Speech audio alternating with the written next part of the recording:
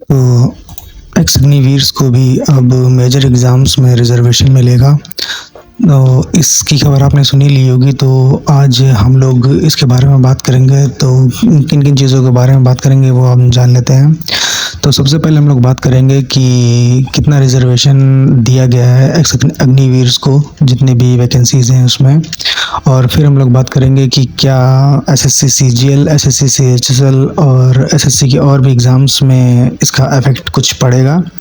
उसके बाद हम लोग बात करेंगे इसका रिज़र्वेशन टाइप, किस टाइप का ये रिज़र्वेशन है, लाइक इज़ इट हॉरिज़ॉन्टल और वर्टिकल, और ये दोनों का डिफरेंस क्या होता है, इसके बारे में बात करेंगे।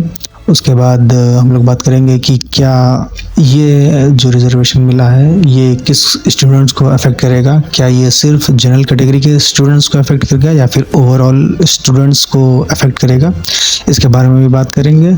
उसके बाद लास्ट में हम लोग बात करेंगे कि क्या स्टूडेंट्स को पैनिक करना चाहिए इसके रिगार्डिंग, फिर उसको कंक्लूड करेंगे हम लोग। तो सबसे पहले बात करते हैं कि कितना रिज़र्वेशन दिया गया है।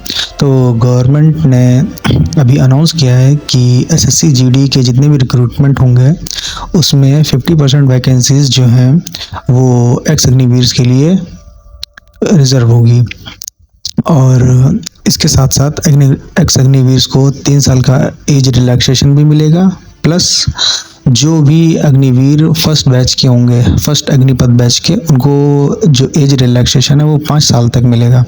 और उसके बाद यहाँ पे देखेंगे कि रिक्रूटमेंट रिलैक्सेशन में फिजिकल स्टैंडर्ड टेस्ट में भी इनको रिलैक्सेशन मिलेगा, और फिजिकल एफिशिएंसी टेस्ट में भी, और इवन रिटन एग्जामिनेशंस में भी इन लोगों को रिलैक्सेशन मिलेगा। तो ये रिजर्वेशन है, ये सारे एसएससी एग्ज़ाम्स के लिए नहीं है, सिर्फ अभी एसएससी जीडी के लिए अनाउंस किया गया है। और नेक्स्ट हम लोग उसमें बात करते हैं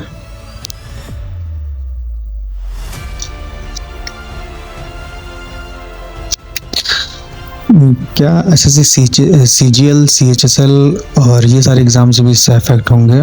तो इसका आंसर है कि अभी तक सारी वैकेंसीज़ में एसएससी सीएचएसएल और सीजीएल में सभी वैकेंसीज़ तो अफेक्ट नहीं होंगी, लेकिन जो मेन पोस्ट जिनके लिए ये अफेक्ट करेगी वो होंगी मिनिस्ट्री ऑफ डिफेंस की। मतलब मिनिस्ट्री ऑफ डिफेंस जितनी भी वैकेंसीज़ नोटिफाई करेगी एसएससी सीएचएसएल के थ्रू, मतलब और सीएचएसएल के थ्रू, तो उसमें जितनी भी वैकेंसीज़ मिनिस्ट्री ऑफ डिफेंस की होंगी तो उसका कुछ पार्ट रिजर्व किया गया है अग्निवीर्स के लिए। तो कितना पार्ट है उसके लिए हम लोग बात करते हैं कि SSC CHSL, CGL, stenographer, SSC GD, इसमें भी जितने भी पोस्ट होंगी उसमें अप्रॉक्स 10% जो होंगी वो सीट्स रिजर्व होंगी उनके लिए। जैसा कि आप लोग यहाँ देख सकते हैं कि गवर्नमेंट एग्ज़ाम्स ऑलरेडी नोटिफाई कर चुकी है 10% हॉरिजॉन्टल रिजर्वेशन। जो भी पोस्ट सिविलियन पोस्ट होंगी मिनिस्ट्री ऑफ डिफेंस के अंदर, इसका मतलब ये है कि आर्म्ड फोर्स हेडक्वार्टर्स में जो वैकेंसीज आती हैं वो भी, उसमें भी 10% एक्स अग्निवीर्स को मिलेगा। और सीजीडीए, मिलिट्री इंजीनियरिंग सर्विसेज और इंडियन कोस्ट गार्ड, ये सारी वैकेंसी जितनी भी रहेंगी उसमें 10% जो वैकेंसीज होंगी वो एक्स अग्निवीर्स के लिए रिजर्व हो जाएंगी। और अभी करंट में जो आरटीआई का रिस्पांस आया है उसमें जो 59 वैकेंसीज़ हैं एसएससी सीजीएल में, वो एएफएचक्यू की, उसमें से 5 वैकेंसीज़ को ऑलरेडी रिज़र्व कर दिया गया है एक्स अग्निवीर्स के लिए। इसका मतलब ये नहीं है कि एसएससी सीजीएल में जितनी भी वैकेंसीज आएंगी ओवरऑल, मान लीजिए 15,000 वैकेंसी आई तो 1500 सीट्स जो हैं वो रिज़र्व हो जाएंगी, जो कि जैसा कि मैंने बताया कि मिनिस्ट्री ऑफ डिफेंस की जितनी भी पोस्ट होंगी सिर्फ वही उनके लिए रिज़र्व की जाएंगी, सारी वैकेंसीज इसके लिए वो नहीं है।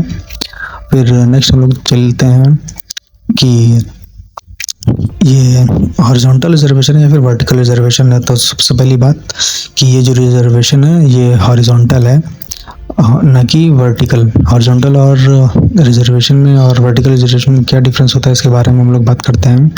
तो वर्टिकल रिजर्वेशन जो होता है वो कैटेगरीज के बेस पे होता है, जैसे कि एससी, एसटी, ओबीसी और ईडब्ल्यूएस, इन सब वैकेंसीज को जो रिजर्वेशन मिलता है उनको वर्टिकल रिजर्वेशन बोलते हैं। और हॉरिजॉन्टल में क्या होता है कि जो रिजर्वेशन दिया जाता है वो ex serviceman, person with disabilities, इन लोगों को दिया जाता है। तो इसका मतलब ये है कि अग्निवीर की जो सीट्स रिज़र्व होंगी वो सिर्फ जनरल कैटेगरी से एडजस्ट नहीं होंगी। मतलब जनरल कैटेगरी की मान लीजिए अगर वैकेंसीज 50 हैं तो उसका 10% अगर देखेंगे तो 5 वैकेंसीज जो हैं तो वो 5 वैकेंसीज सिर्फ इनकी नहीं होंगी, जनरल कैटेगरी की नहीं होंगी। वो ओवरऑल जितनी भी वैकेंसीज होंगी टोटल SC ST OBC सबको मिला के उन सबसे 10% उसको रिज़र्व किया जाएगा। तो इसका आंसर अब आप सबको पता ही चल गया होगा कि जनरल कैटेगरी के स्टूडेंट्स ही सिर्फ सीट्स लूज़ करेंगे, तो इसका आंसर नहीं है। तो सभी जितने भी कैटेगरीज हैं सब में ये चीज़ इक्वली डिवाइड होगी। और हालांकि ये सभी SSC पोस्ट के लिए तो अभी नहीं है, सिर्फ अभी सीजीएल में सिर्फ अभी AFHQ ने नोटिफाई किया हुआ है ऑफिशियली। उसके बाद अभी ऐसा कुछ दिया नहीं है किसी भी उसके थ्रू। नेक्स्ट जैसे ही फर्दर हम लोग आगे बढ़ते हैं तो हो सकता है कि धीरे धीरे मिनिस्ट्री के जो अलग अलग पोस्ट हैं वो अपना नोटिफाई करते चले जाएं। और तो इससे हम लोग को इस वीडियो से हम लोग को क्या पता चला है अभी कि एक्स अग्निवीर्स के लिए रिजर्वेशन जो है वो गवर्नमेंट एग्ज़ाम में सभी मिला है। और जैसे कि पहले बात किया था कि इनको सिर्फ सीट्स रिजर्वेशन नहीं, एज रिलैक्सेशन भी मिलने वाला है और रिटन एग्जामिनेशन में भी रिलैक्सेशन मिलने वाला है और फिजिकल स्टैंडर्ड टेस्ट में भी रिजर्वेशन इन लोगों को मिलने वाला है। तो इन मैनी केसेस जितनी भी मेजर वैकेंसीज होंगी उसमें SSC GD को छोड़ के 10% हॉरिजॉन्टल रिजर्वेशन दिया जाएगा। SSC GD में स्पेसिफिकली 50% हॉरिजॉन्टल रिजर्वेशन दिया जाएगा। ये सिर्फ डिफेंस रिलेटेड पोस्टों के लिए है, सिर्फ SSC के लिए अभी तक। फर्दर और आगे SSC के अलावा भी दूसरी पोस्टों में भी दिया जा सकता है। और इसका जो स्टेट इफेक्ट है वो जनरल कैटेगरीज पे नहीं पड़ेगा, ये ओवरऑल सभी वैकेंसीज़ को एडजस्ट करके ही मिलेंगी। मतलब कि अगर 100 वैकेंसीज़ हैं, मान लीजिए इसमें 40% जनरल कैटेगरी की हैं, तो ओवरऑल 100 की जो 10 पोस्ट होंगी वो सिर्फ जनरल स्टूडेंट्स की नहीं जाएंगी। मान लीजिए दो जो पोस्ट होंगी वो SC की जाएंगी, 2 ST की जाएंगी, OBC की 3 जाएंगी, EWS की 3 जाएंगी, इस तरीके से होगा।